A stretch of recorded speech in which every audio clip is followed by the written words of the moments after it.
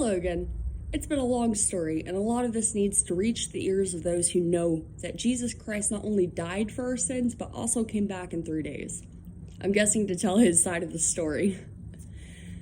For the last 3 years, I've gone in and out of hospitals, nursing homes, homeless camps, stores, etc., totaling 10,045 miles on foot. And that is just the beginning of this journey. Well, for 4 months, I've gone between Arlington and Fort Worth to hospitals and nursing homes and learned that the lawyers and judges have been locking people in psych wards, abusing and even killing people. My people.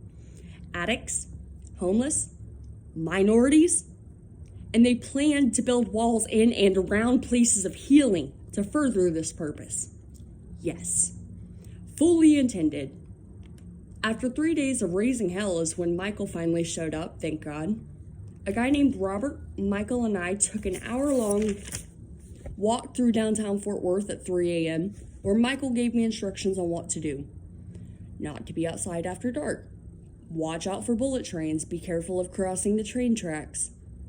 Oh, and he also showed me where the ground had started cracking from hell being free on Earth. Ew.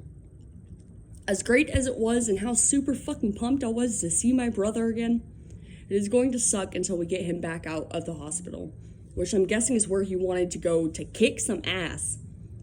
Most of the doctors I met there were really cool. The nurses were the ones they had to correct for trying to put me in the psych hospital. Laura Ashland Delcom. No, I'm not fucking sick. By the time Michael went in to have his, quote, asthma treated, it should have been a full-on war between good and bad. A lot of people came crying to see me, and I pretended not to notice because the less attention I draw to myself allows me to make it in and out of these places fairly easy. It will only get harder over the next 3 years, though.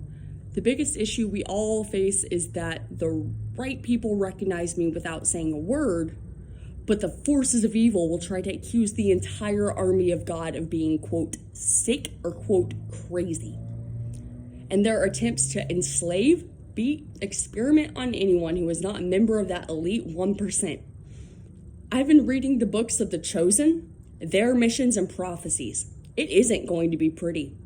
I've been preparing my whole life for this, to be calm, upbeat, and respectful, no matter how livid I am. In fact, whenever Mike got kidnapped, I ran 41 miles to Decatur until I was safe and passed by fleet after fleet of federal vehicles, all in fives. And without flinching, I was able to grin and keep moving, knowing damn well how those guys feel about us Martin Luther types.